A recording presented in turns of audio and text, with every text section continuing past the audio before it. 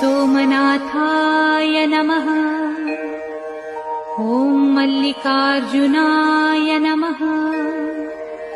ॐ महाकालेश्वराय नमः।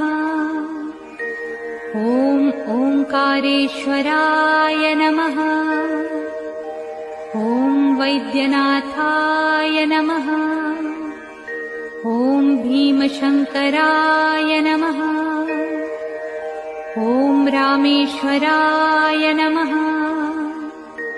ॐ नागेश्वराय नमः। ॐ विश्वेश्वराय नमः। ॐ त्र्यंबकेश्वराय नमः। ॐ केदारेश्वराय नमः। ॐ भुस्मेश्वराय नमः।